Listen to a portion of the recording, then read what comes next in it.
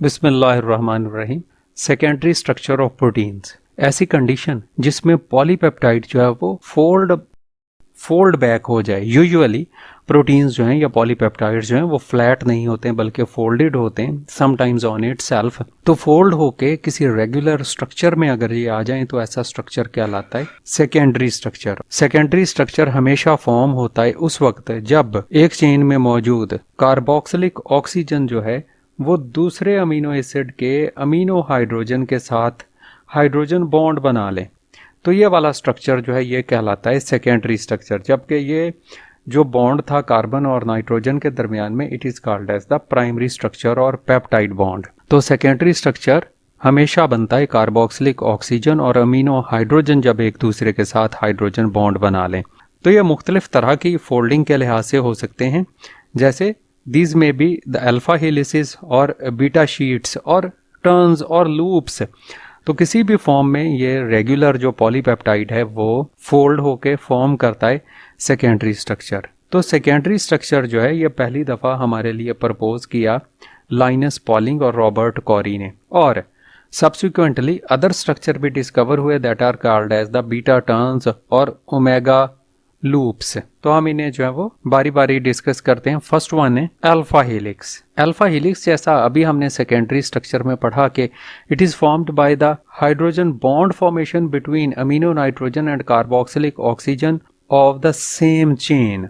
तो same chain में ही carboxylic oxygen भी और अमीनो हाइड्रोजन भी प्रेजेंट होते हैं जो एक दूसरे के साथ हाइड्रोजन बॉन्ड फॉर्म करते हैं, और इस हाइड्रोजन बॉन्ड फॉर्मेशन के नतीजे में बन जाते हैं अल्फा हेलिसेस। तो अब पॉलीपेप्टाइड में सारे अमीनो एसिड्स जो हैं ज़ाहिर है उन सब अमीनो एसिड में प्रेजेंट होते हैं कार्बोक्सिलिक ऑक्सीजन भी और अमीनो हाइड्रोजन भी, जिस वजह से हर अमीनो एसिड जो है वो दूसरे अमीनो एसिड के साथ फॉर्म कर सकता है हाइड्रोजन बॉन्ड, सिवाय उनके जो एक्सट्रीम एंड पर मौजूद हैं वो फॉर्म नहीं करते। ज़ाहिर है उनके आगे जो है वो कार्बोक्सिलिक ऑक्सीजन एक के और दूसरी साइड पर अमीनो हाइड्रोजन जो है वो प्रेजेंट नहीं होता। तो ऐसी कंडीशन जिसमें एक अमीनो एसिड का कार्बोक्सिलिक ऑक्सीजन जो है वो बॉन्ड फॉर्म कर ले चौथे अमीनो एसिड के अमीनो हाइड्रोजन के साथ, तो इस कंडीशन को हमने कहना है अल्फा हेलिक्स। जैसे यहाँ पर ये हमारा था पहला अमीनो एसिड इतना इतना, ये वाला दूसरा अमीनो एसिड, ये तीसरा और ये चौथा।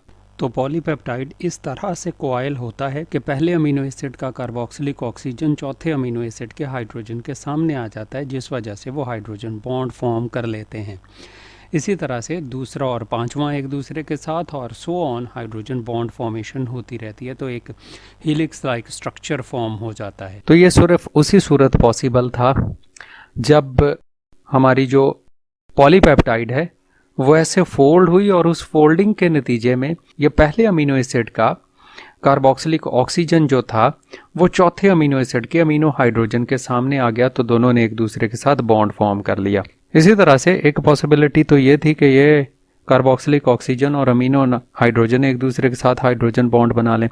In the same way carboxylic oxygen of this amino acid or this carboxylic carbon also forms the hydrogen bond with the next amino hydrogen, और same way अगला जो है अगले के साथ इसी तरह से लिंक टुगेदर होते हैं थ्रू आउट द पॉलीपेप्टाइड। तो हर एक यहाँ से लेकर यहाँ तक इस पूरे एक टर्न में 3.6 अमीनो एसिड्स जो हैं वो प्रेजेंट होते हैं अल्फा हीलिक्स के। तो हर एक अल्फा हीलिक्स को हम डायग्रामेटिकली इस तरह से रिप्रेजेंट कर लेते हैं हीलिक्स की फॉर्म में।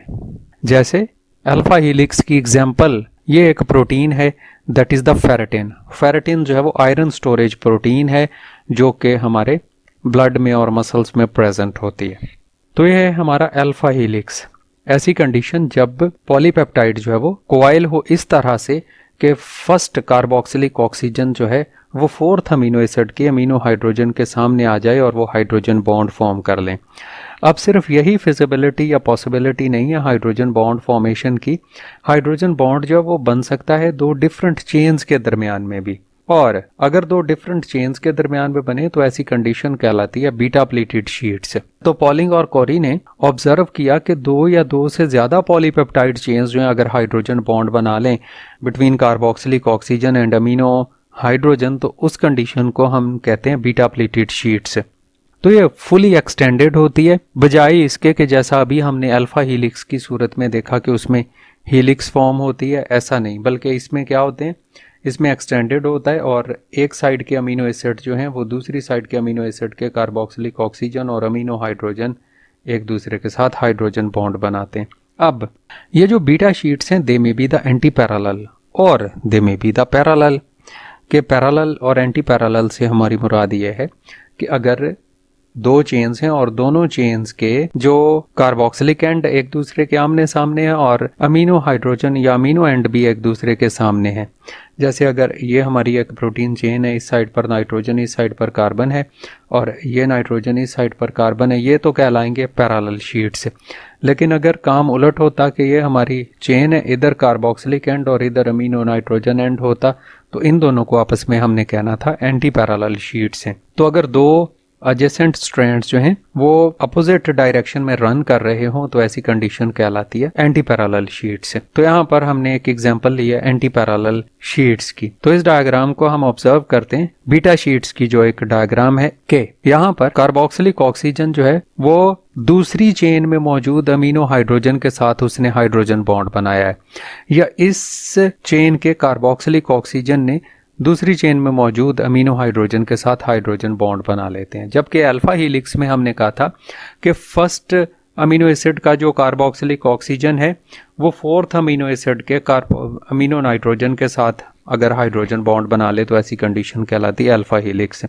तो अगर दो चेन्स, ये पॉलीपेप्टाइड ए है, ये पॉलीपेप्टाइड बी है, तो इनकी अगर अमीनो एसिड्स जो हैं वो एक दूसरे के साथ हाइड्रोजन बॉन्ड बना लें, कार्बोक्सिलिक ऑक्सीजन और अमीनो नाइट्रोजन अगर बॉन्ड बनाएंगे तो ही ये कहलाएगा बीटा स्ट्रक्चर। अगर आर ग्रुप्स के हाइड्रोजन बॉन्ड बना लेंगे तो फिर ऐसी कंडीशन कहलाती है टर्शियरी स्ट्रक्चर।